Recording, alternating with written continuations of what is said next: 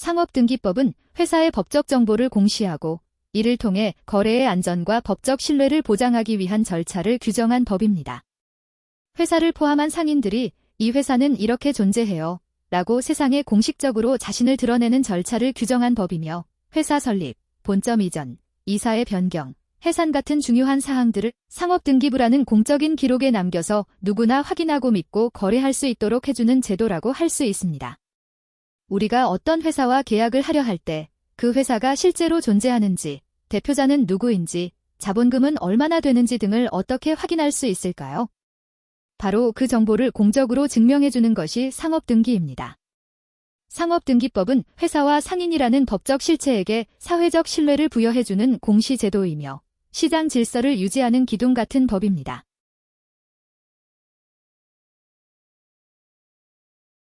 상업등기법은 총 5장으로 구성되어 있습니다. 먼저 제1장 총칙에서는 상업등기의 목적과 기본 용어를 정의하고 등기의 접수 시기와 효력 발생 시기에 대해 규정하고 있습니다.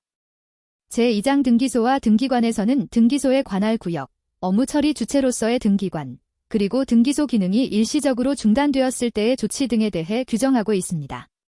제3장 등기부 등에서는 등기부의 구성 방식과 보존 방법, 등기부의 열람이나 등기사항 증명서 발급 절차, 전산자료 활용 등에 대한 내용을 담고 있습니다. 제4장 등기 절차는 상업등기의 중심이 되는 절차적 내용을 다루고 있는데요. 등기 신청의 원칙, 신청인의 자격 요건, 등기의 각하 사유 및 정정 절차 등을 상세히 규정하고 있습니다. 마지막으로 제5장 이의 신청 등에서는 등기관의 결정에 대해 이의를 제기할 수 있는 절차와 그에 따른 법원의 결정 및 항고 가능성에 대해 설명하고 있습니다.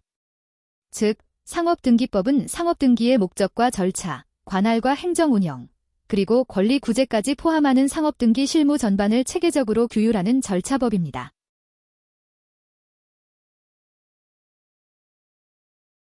비송사건 절차법은 분쟁을 해결하는 재판이 아니라 분쟁이 아닌 사안에 대해 법원이 절차적으로 처리하는 사건을 규율하는 절차법입니다.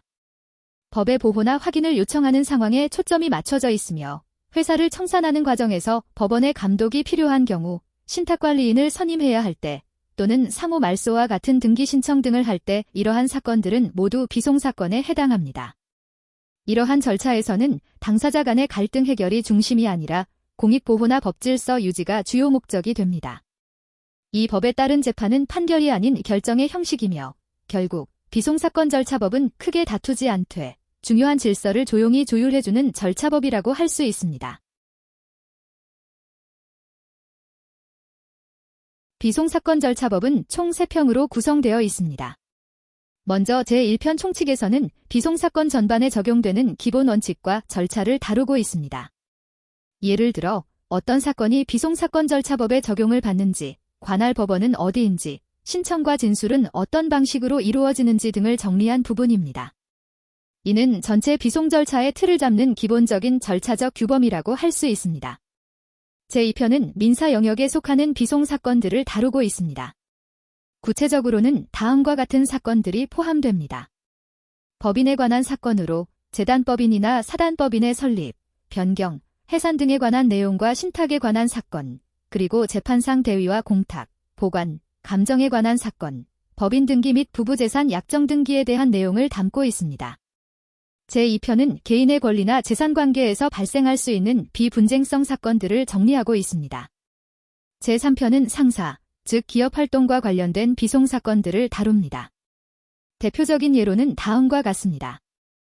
회사와 경매에 관한 사건, 사채에 관한 사건, 회사의 청산 등의 내용을 담고 있습니다. 제3편은 상업활동의 질서와 투명성을 유지하기 위한 공익적 성격이 강한 사건들을 규율하는 부분입니다. 이처럼 비송사건 절차법은 총칙을 통해 절차의 틀을 마련하고 민사와 상사 영역을 구분하여 각 분야에서 분쟁이 아닌 사건들을 조용하고 정밀하게 다루는 절차를 규정하고 있습니다. 결국 이 법은 사적 질서의 평화로운 유지와 공익적 질서의 보장을 동시에 지향하는 절차 중심의 조율법이라고 할 수 있습니다.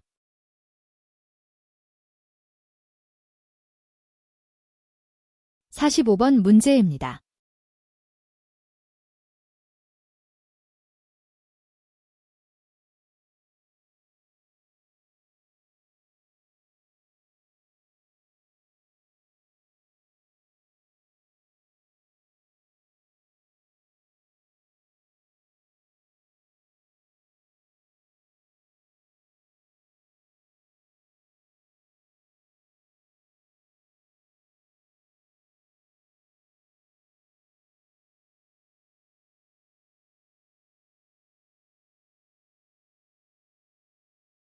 오늘은 상업등기 선례를 중심으로 주식회사의 법정 청산인 등기와 대표 청산인 변경 등기 방법에 대해 설명드리겠습니다.